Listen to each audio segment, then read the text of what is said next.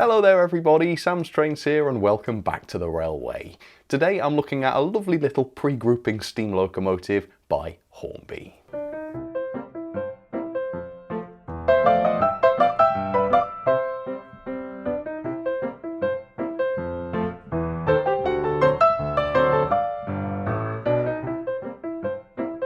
And of course that intro was in jest. Today I am reviewing this, Hornby's BR Standard Class 7 Britannia class.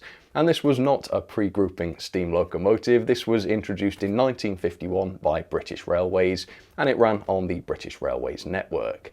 Perhaps someone better tell Hornby that, eh? Because here's the listing for the latest release of Hornby's Britannia class, with a new price of £259.99, merciful heavens. And here's the description, which says 70001 hauled passenger express trains on the Great Eastern Railway, which, unless the locomotive was able to time travel, it most certainly did not. Deary me, Hornby, perhaps we'd better find out a bit about what we're peddling before we try and charge 260 quid for it. Deary me. So now Sam's Trains is going to step in. Sam's Trains, of all people. I say that because I too am very ignorant about these things, but if I'm going to talk or write about them, I'll look it up so that I don't sound like a complete idiot. So here we go. I've Googled it. I've got the information. Quite clearly, this is not a Great Eastern locomotive. Like I say, it was built by British Railways in 1951. That's about 30 years after the Great Eastern Railway closed. And I think what Hornby meant to say but didn't was that this ran on the eastern region of British Railways, along some of the lines that used to be part of the Great Eastern Railway some 30 plus years ago. The rest of the class were standard designs used by British Railways all over the place. And this model is really steeped in irony these days, because in real life they were designed to be extremely cheap to produce, efficient, that kind of thing. And yet this model, like I say, now costs £259.99 RRP.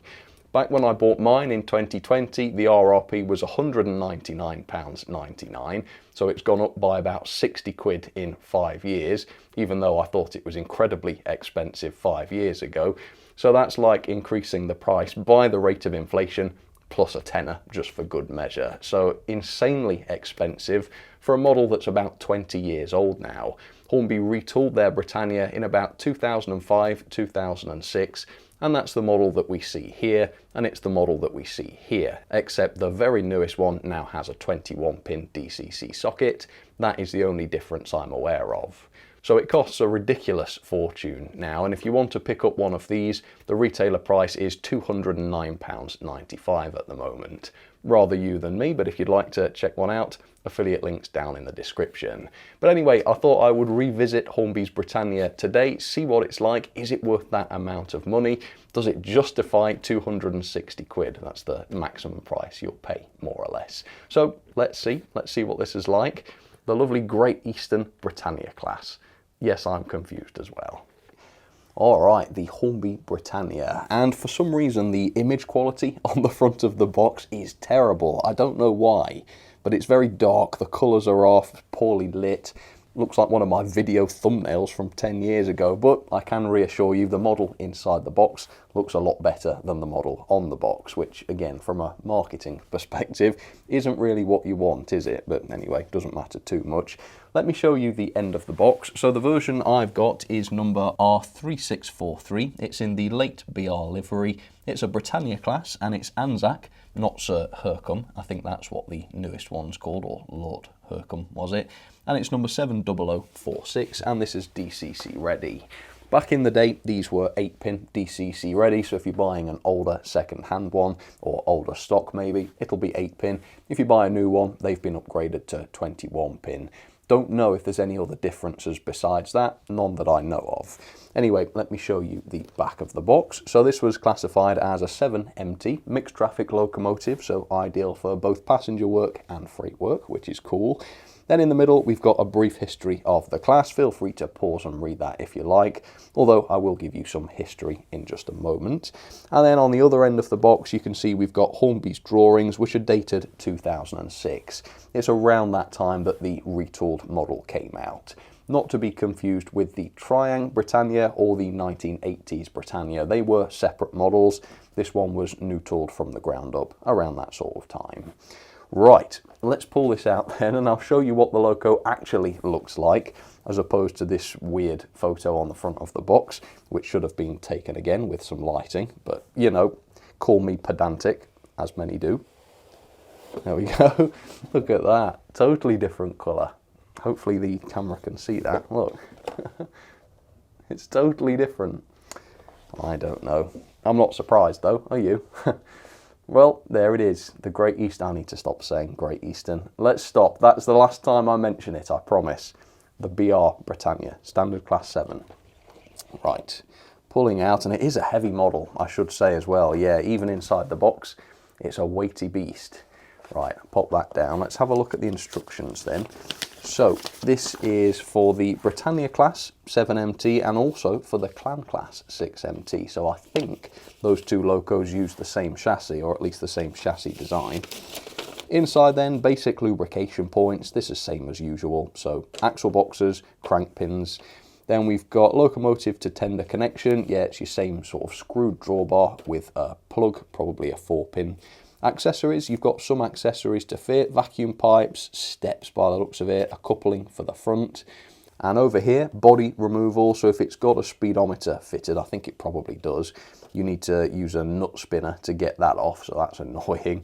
And then you can remove the body. This is all over the place with the numbers. Reassembly just there, removing the tender body, so that's what you'll need to do if you want access to the DCC socket. And then there is the DCC socket in the tender. Here it's showing as 8-pin, like I say, the new ones have 21-pin sockets. And then on the back, a little bit about removing the coal, so the coal load is removable, that's good. And then brake rods, which you can fit to the loco and tender if you want. So pretty thorough instructions actually, quite a lot of information on those. Let's open this up then and see the accessories that we've got. Okay, so quite a hefty bag this time, and here is what's inside.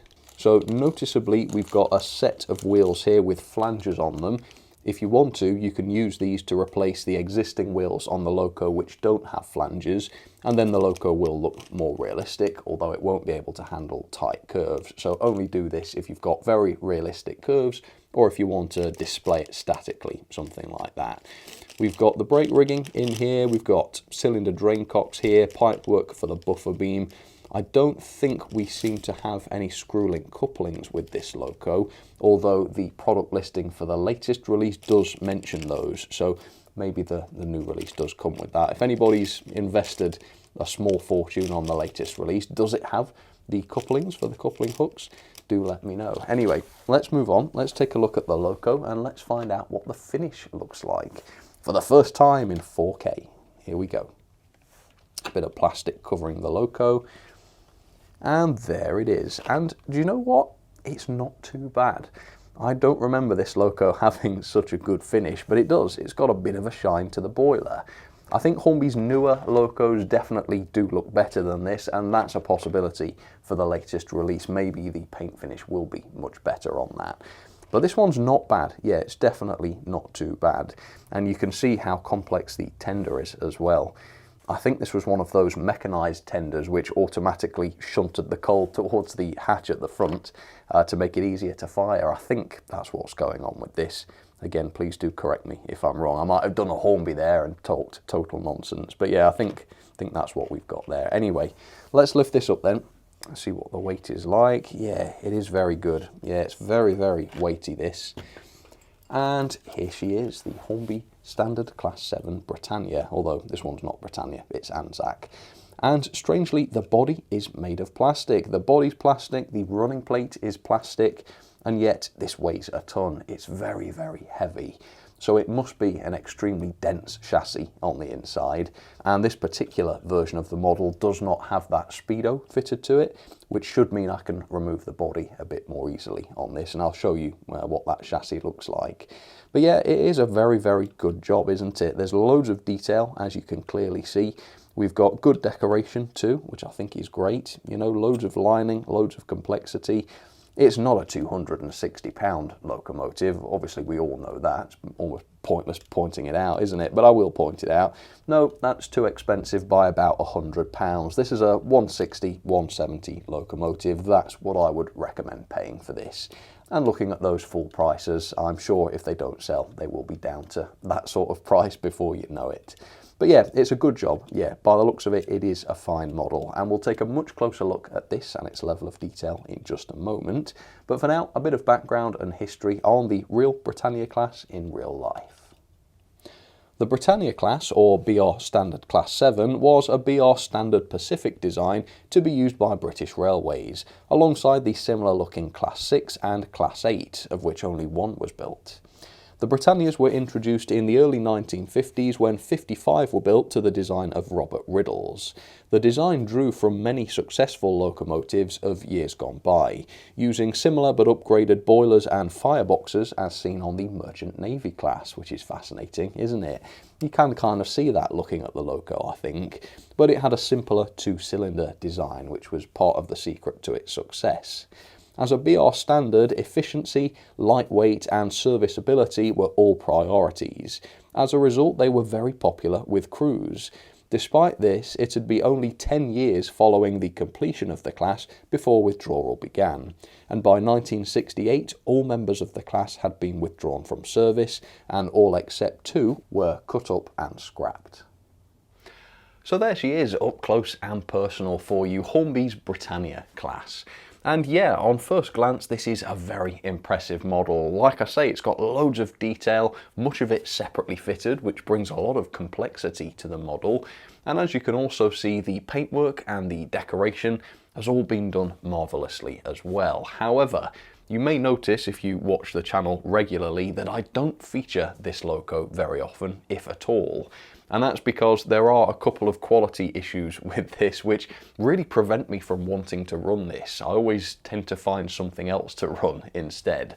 So the issues are the valve gear has been poorly assembled. You can see how loose this rod is, and that causes the loco to sort of click and threaten to jam up as it runs along.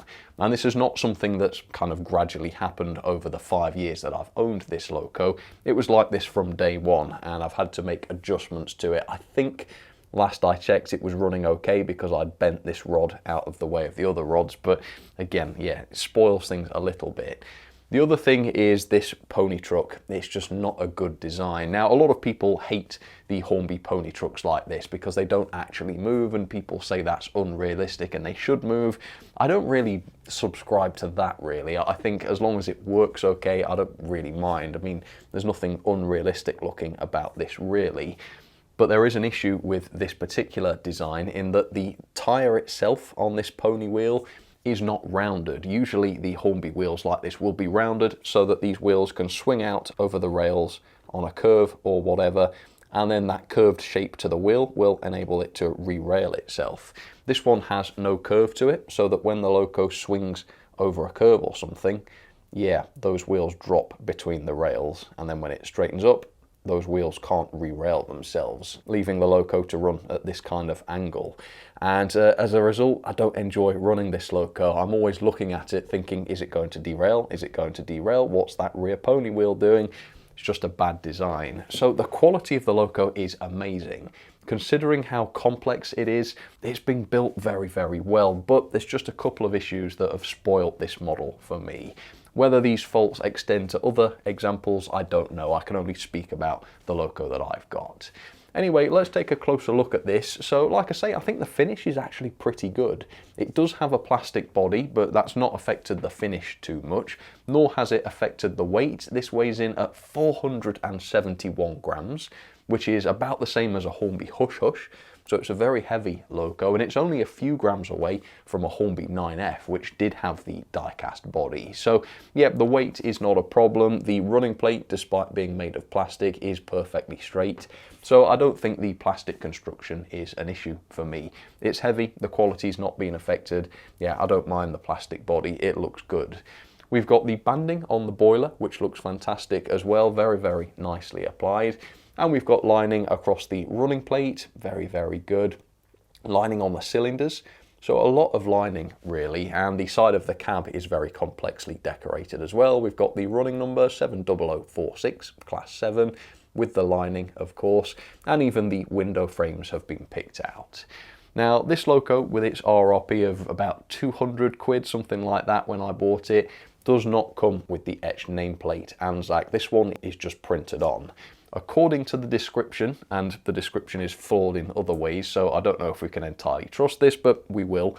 Hornby do say that etched nameplates are now provided. So yeah, the newest version of this model is fundamentally the same as far as I know, tooling wise, but it does have a few extras as far as I can tell. Yeah, so the etched nameplate is a nice addition to the latest version.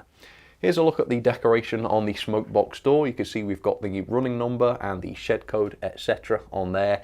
And of course the buffer beams are painted as well. And while we're looking at the buffer beams, I'll point out, yes, we do have the screw link couplings pre-fitted. So the loco did come with them after all. They were just fitted at the factory, which is even better, unless you want to fit the front coupling, of course, and then it's going to be in the way. But for everybody else, that's a good thing to see. And I guess we'll talk about the rest of the buffer beam details here. Nice metal buffers, which are sprung. So again, nice premium feature there. And I suppose with that, we might as well jump into the rest of the detail. So here are the wheels, standard Hornby plastic wheels with the metal tyres. You can see the axles on these wheels, the real model axles, but they've been blackened so as not to be too noticeable. We've got the full coupling rods and valve gear here, which look very good. Again, they're not great quality in my experience, but at least visually they are absolutely fine, which is good. We've got all of this section at the back made of metal. This pony, this is all die cast, so yeah, it's good and heavy for a reason. Plenty of metal on board underneath the body. And all of this pipework here is separately fitted and separately painted, so very, very complex. We've also got pipework separately fitted to the bottom of the running plate, which is awesome. Pipework coming down the side of the firebox, all of this separately fitted and painted. A very, very impressive effect. And no visible glue either. That makes a huge difference to this. And even across the side of the body, there is a lot going on here. We've got this lever, which is separately fitted wire handrail as well, so that's good quality. You know, to say this tooling dates back approximately 20 years or so, it's actually very, very good and convincing, isn't it? I'm impressed. Around the front end, you can see we've got detail behind the smoke deflectors. That's very impressive. And of course the wire handrails on the smoke deflectors themselves. Separately fitted lamp brackets and another separately fitted lamp bracket, handrail and smoke box door handle on the smoke box door itself. Up on top we've got the small Britannia chimney there. Can't tell whether that's a separate part or not, but it's very well fitted if it is separate. We've got pipework along the boiler, again separately fitted, as most detail on this loco is. The safety valves are made of metal, they're turned metal. Because of their age now, they've started to tarnish a little bit, but they were much brighter when they were new. I guess that's the disadvantage then, isn't it, of brass parts? But then again, that's quite realistic looking. Although the whistle over on the other side, this assembly here is just made of plastic, as you'd probably expect. Okay, cab-wise, we've got the separately fitted vent on the roof, which is posable and openable. So that's quite good. Again, quite a premium feature for an older loco now. So I like to see that. And we've got the flush glazing, of course, around the cab and some detail inside the cab too. Now, nothing too crazy. We don't have a firebox flicker effect or anything like that. And I've not seen any mention of that on the latest release either. But we do have lots of separate detail inside here, much of it picked out. Paintwork on the gauges, for example. Yeah, generally, considering how enclosed this cab is, I would say it's a pretty good job, and you couldn't really ask for much more than that. Okay, let's take a look at the tender then, which again is beautifully detailed. Axle boxes and springs around the wheels here, they look very good. And you can see we've even got a water scoop there between the frames. The body, beautifully decorated. We've got the full lining and the late British Railways crest, which is an excellent print there. Yeah, Hornby very, very good on decoration. And around the front of the tender, some of these separate controls are even picked out as well, which really helps them to stand out. And here's a look inside where we've got the removable coal load. And yes, I looked it up. This is a steam-powered coal pusher to keep the coal down towards the front of the tender. I looked it up rather than spouting misinformation. Anyway, around the back, we've got quite a few printed details, warning signs, etc. tender capacity, builder's plate, that kind of thing. Separately fitted ladder here, which again is quite a nice part. Not too sturdy this, but as long as you don't accidentally catch it, it's not going to be dropping off, at least mine hasn't. And then the buffer beam at the back is a little bit different. We've got slightly smaller sprung buffers, but still sprung, and no screw link couplings fitted to the rear. And there wasn't any included in the accessories bag either, so if you don't want to use the NEM coupling on the back here, and you wanted to fit the screw link instead, then, well, tough, unfortunately. Looks like you'd have to supply your own. But yeah, we do have the NEM coupling here, which is slightly sprung, so that everything works fine around the curves. That's good as well. So I say this loco is 20 years old, the tooling dates back that far. I'd actually forgotten how modern this loco looks in its level of detail. I think if Hornby released this as a new tooled loco today, I would still say, wow, it's got some great detail, hasn't it? It's missing a few modern features, of course, like a pre-fitted speaker, possibly lighting in the firebox, exchangeable lamps, that kind of thing. You can tell that it's not a brand new tooled loco, but given its age, it holds up remarkably well. It's certainly not worth £260, that is quite obvious, but I think if you can get one that's been built properly and doesn't have the issues that mine does, I do think anything less than £200, more or less, is fair for this, because it's a complex loco. There is going to be an element of cost involved. So yeah, it's a good job. It still holds up very nicely. I can see why this is still in Hornby's range. But what about the mechanism? This is not something that I've looked into for a long time, if not ever. Can't remember if I did it 5 years ago or not. So we'll do that. We'll see how she runs, and hopefully the issues I've identified don't prevent me from finishing this review. They didn't last time. Hopefully we can get another one out of this loco before the coupling rods jam up and the loco's toast. Keep those fingers crossed. Right, let's start. So there she is down onto the track. The Class 7, beautiful looking engine, I reckon. One of the more popular BR standards, I would say. Yeah, a lot of people you speak to seem to like these. Anyway, I'll do the performance test for you in just a second. First of all though, let's talk a little bit about the mechanism. So the pickup situation is very good indeed. We've got a lot of pickups here. So all of the tender wheels have wiper pickups, and all of the loco driving wheels have wiper pickups as well. So that's 12 pickups in total, 6 per line. That produces a nice reliable loco, so that's great. Here's the drawbar connecting loco and tender. It's exactly the drawbar you'd expect to see on a Hornby loco from 5 or more years ago. So it's a screwed connection with wires, a 4-pin connector, very standard. As far as I can tell from the listing images at least, the latest release of this loco still has this same drawbar. That's not been upgraded. They've upgraded the DCC socket, but not this. So I'm still not sure where that extra money comes from for the latest release.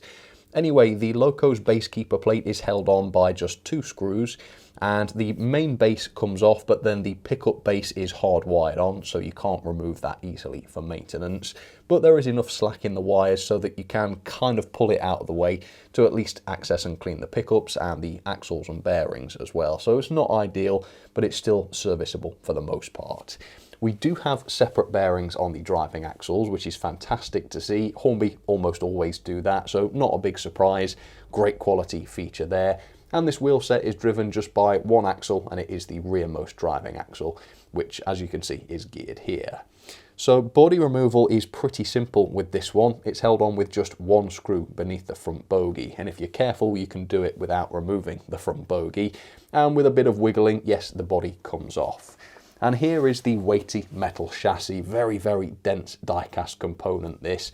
That's where all of the weight on this loco comes from. Yet, despite being such a heavy loco, we've got a surprisingly puny looking motor here. Apparently this is a 5-pole motor, but it is only a small one and it doesn't have a flywheel fitted to it, which is a shame. You'll see how well this motor performs later on. I say well, possibly I don't mean well. Bit of foreshadowing. You can also see that the DCC socket used to be here in the loco, but it's not anymore. It's been moved to the tender, and I'll show you that in just a second. I would say it would have been nice if this empty space had have been packed with weight, but the weight of the loco's fine as it is. And frankly, if the loco was any heavier, the motor would struggle even more, so I think that's fair enough. Anyway, the DCC socket is inside the tender, and you can access that by removing the 2 screws at the back of the tender, which cleverly, or not so cleverly, perhaps a bit more like cleaverly this time, are positioned right underneath the brakes for some reason, and I did break off one of the brakes as I was trying to get to those screws. So bad design there. Did manage to get the tender body off in the end though, and there you can see is the 8-pin DCC socket. It's now 21-pin apparently, but that's all that's in there. There is no pre-fitted speaker, although there is a space for a speaker if you wanted to fit one. And then the loco gauging back-to-back came in at between 14.1 and 14.3 millimeters, which is a fair bit below the standard, but I've not had any gauge-related issues with this one, so that seems fine to me. So there we go, that's the mechanism. Generally, it's a really good mechanism. I wish it was perhaps a little bit easier to access the axles and pickups maybe, but even that's not too bad. Yeah, it's a pretty good mechanism, but the performance isn't brilliant. Let me show you this. So I'll run by at 50% speed, first of all, which might show the first slight issue with this. 50%, here we go. Yeah, it's quite a speedy one. Oh, actually, I wasn't quite at 50% there. Let's go again. There we go. Yeah, it's a speedy loco for sure. And obviously that's fine, but faster locos do tend to struggle down at the slow speed. And by Jove, does this one struggle. Let me back up. Right. Ready to see this crawl then. Now, I should say, the loco's always been like this. It was the same when it was brand new, so it's not an age-related thing. And before filming this segment, I have had this loco warming up, so it's not as though it's not been run for months and years. It's fully warmed up and going. So, turning up slowly, here we go. Still turning. I can hear a buzzing. Oh, there we go, it's lurched forwards. Still turning up. There we go, lurching again. Yeah. It's not great. In fact, it's far from great. It's terrible. It's atrocious. In fact, to the point where I'd even doubt that this is a 5-pole motor. You know, I've never seen a 5-poler do this badly on performance before. It could be a faulty motor, I suppose. You know, I'm only going on the loco I've got here because it's the only one I've got. Maybe it's faulty. I don't know. It's always done this, though. It's always been like it. And yeah, looking at that motor, it's not a huge surprise really, because the motor does seem very small for the size and weight of the loco. But yeah, that's terrible. Mileage may vary. If you've got one of these, do let me know down in the comments. What is it like? Does it crawl like this on a Gauge Master controller? Is it better on other controllers? Does it run better on DCC? I would assume so. How much better? I don't know, but yeah, it's awful. Let's see. Yeah, it kind of has to be going at that speed to be smooth. And of course, this is after I've adjusted all of the coupling rods and such so that they're not binding. I mean, maybe that's part of the problem, but if it was the coupling rods, I'd expect to see smooth motion at some part of the rotation, and then it would bind up and struggle in a certain spot every rotation. That is not what I'm seeing here. I'm seeing jerking forward outside of a pattern really. I'm not seeing any pattern that I can describe. And it is smooth at this speed and higher, of course. So yeah, it's just not a great runner, this. So yeah, again, if you buy a new one today for 260 quid, or I think it's 210 at the retailers, I'm not saying it's going to run like this. You know, different locos can run different. This could be faulty, but I'm not impressed with mine, that's for sure. One thing that is impressive though is the pulling power. The tractive effort came in at 0.74 newtons, which is even more than it was last time I measured this. I don't know how that can be. I mean, my measuring device isn't that precise, but it's normally accurate to within like 0.05 newtons or something. This is way more than before, so I guess I just made a mistake before. But anyway, that should be about 42 coaches on straight and level track, which is an awful lot. And despite the motor being pretty poor on the whole, there is plenty of torque to it. If I turn it up, you can see it is able to turn the wheels like that. So there's no shortage of power, at least not at those high speeds, although it does struggle, obviously, the slower you go. In fact, it cuts out. But yeah, so it's a great hauler. Terrible crawler, but it's a good, powerful runner when it's up to speed on the track. So with that, I've set up quite a large mixed goods train, as you can see. Lots of vans, open wagons. Should be a good test of this loco's abilities, or at least a demo. that she is fairly strong. So let's back up and I'll show you the next issue with this loco. Here we go. And that issue is the coupling. As you can see, it's miles off. I don't know why that is. I don't know if it's a faulty coupling, just a bad design, but as you can see, it's not even close to engaging. Now, one solution is just to pull the dovetail down a little bit so that the coupling's not fully engaged, but if you do that with this, it just drops out and goes on the track and derails the train. So my solution, I guess, my temporary solution, because I don't like to glue things like couplings in permanently, because one day you know you're going to want to remove the damn thing and then you won't be able to. So yeah, that's my solution. I just hook the rolling stock over and hope that it doesn't come uncoupled. Very, very annoying couplings on this. But anyway, we are coupled, so let's send this off around the track now. I'm not going to go at 50% speed because that is, as we saw, quite speedy with this. So I'm going to go for about 40, so it's got enough power still to get around, but so that it doesn't look ridiculously fast. I think that is about as fast as you would want a goods train to go, isn't it? And do see which other BR standard locomotives you can spot on the layout today.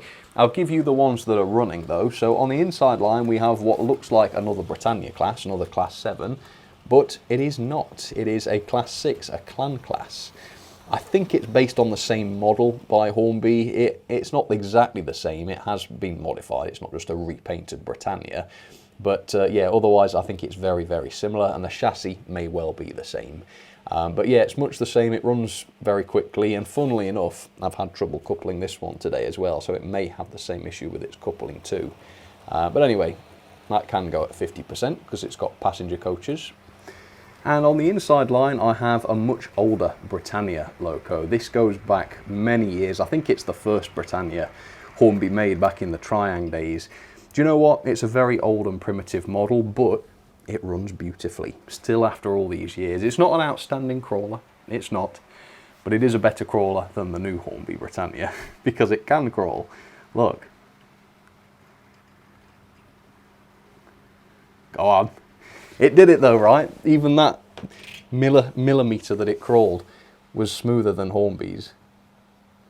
Alright, yes, admittedly it is having some trouble maintaining, but this one doesn't have any tender pickups. There you go, look. Even that's better. Maybe I should experiment with adding tender pickups to that. But anyway, she works, and at the high speed she doesn't cuss out. Anyway, Hornby's Class 7, Anzac, is coming back round again now, so let's watch its next lap and let's see how it performs. Alright, so here she goes with quite a large train, to be honest, by my standards. And here she goes onto the curves. That rear axle seems more or less okay. You can see it jumping over the rails, but it doesn't cause a derailment, so that's good. And do you know what? I'm very, very surprised by how well this runs with such a load. You know, we've seen how fast it runs, we've seen how terrible the torque is at the low speed, how bad the crawl is. This is one of those locos that I would expect to really struggle around the curves, particularly with a load like this, but it just doesn't. I didn't see it slow down at all there. So for all its faults, and this is not a great runner by any means, at the higher speeds it is faultless. Yeah, it really does not struggle. So, you know, if you're one that just likes to set your engines going and you don't want to park accurately in a station or slow down and crawl with passenger coaches before stopping, something like that. If you don't want to do any of that, this loco is actually perfectly good to just run and enjoy. So yeah, the performance isn't terrible across the board. It's not going to get a great score, of course, but there are elements of it that are surprisingly good, so keep that in mind. So yeah, it's a good looking loco this. It's not quite up to modern standards, but it's equally not that far away. For the right price, I think this is a loco I could recommend. It's just the current prices are insane for this thing. Yeah, it's not worth that, so do be careful. Try not to overpay. Let's have some ratings then for the Hornby Britannia class. So the level of detail I am pleasantly surprised by. This is a loco that potentially dates back about 20 years. It's a bit hard to find out exactly when the retool happened, but it's certainly about 20 years ago. And you would never know that looking at this model. The level of detail, the finesse, it's absolutely tremendous given that that is the age. The paint job is pretty darn good as well. I don't think I would have much to complain about there. It's even got screw-link couplings pre-fitted, properly detailed cab with gauges picked out. That looks fantastic. Sprung buffers, etc. Loads of tiny separately fitted parts. It doesn't get 5-star here in 2025 because these days you'd expect to see more features like separately fitted lamps, which are interchangeable, perhaps LEDs in the firebox, etched nameplates, which I believe the latest version of this model does have. So yeah, this one's missing a few little bits, but otherwise the detail is great. Performance for me though is 2-star. Now, there are aspects of this performance which are good. Like I say, at high speeds, she's powerful, she's smooth, no problem at all with that, but the gearing does seem quite quick. Even at half power, she seems to really race along, and that has meant that the slow speed is seriously affected. Mine cannot crawl. She just judders along, she struggles, it's not smooth at all, no power there, not very good at all. We've also got totally unusable couplings for the most part. If I glued them in position, they would be better, but right out of the box, on this occasion, that coupling was no good at all. So 2-star, best I can do. We've seen a lot better. Pulling power though is tremendous. She weighs a lot, nearly 500 grams, 471 grams to be precise. That's the same as a Hornby Hush Hush, and as a result, she's mightily powerful. 0.74 newtons or 42 coaches on straight and level track. That is very impressive, I'm not going to fault that. The mechanism generally is really well done. I've given it 3.5 star. It's reasonably serviceable. I would have preferred some sort of spring-loaded contacts for the pickups, but that's only a small thing. It's got proper bearings on the driving axles, loads of pickups, but the motor isn't very good. It's quite puny. It is apparently 5-pole, but it doesn't really run like one, nor does it have a flywheel. So that lets it down a little bit. Otherwise, not too much to complain about. It doesn't have a pre-fitted speaker, it has got the old-fashioned drawbar, that sort of thing. But yeah, overall the mechanism is okay. Biggest issue is that motor and the lack of flywheel for me. The quality then I've given 4-star, so generally the build quality is excellent. We do have a plastic body on this loco, so I can't give it 5-star for that reason. Otherwise though, the build is very, very good on this. Just a few issues. That rear axle's wheels dropping down between the rails and getting stuck, that's not ideal. The loco runs with a bit of a bump once in a while because of that. And the valve gear clicking and sticking is something that I've had to solve with this loco in the past. It took some adjustment, and I think there were times where the thing nearly sort of jammed up and burnt itself out. Those issues are sorted though, but again, keep those in mind. That is a problem I've had to solve. Value for money then, so in 2020 when I bought mine, the RRP was £199.99, and I bought this from Hatton's back in the day for £162. So these are the prices I'm going to go on because that's only fair, that's what I paid.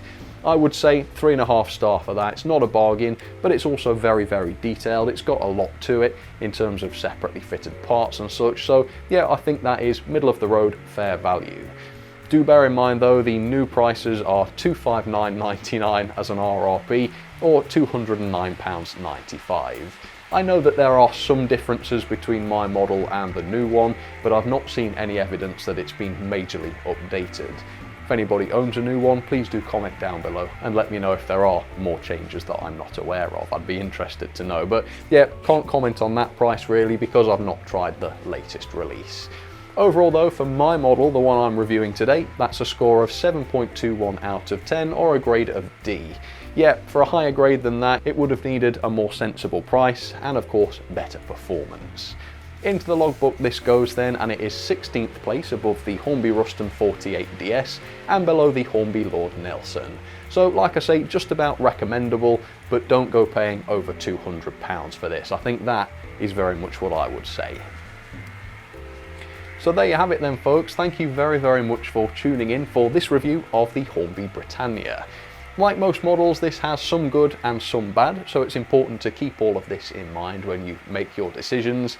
And given that that's the case, I'm sure there are people that would be perfectly happy with this loco.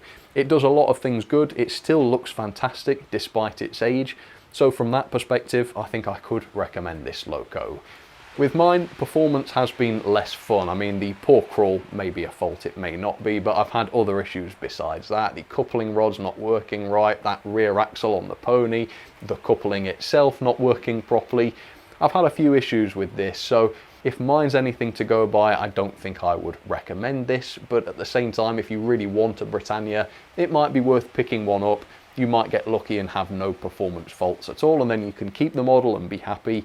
If you do have faults, you're perfectly entitled to make a return, send the thing back, and then you've not lost anything. So yeah, I wouldn't say don't touch this with a barge pole, but what I would say is if you're buying one, check it over very carefully, make sure it's perfect before you accept it into your collection. That's what I would say.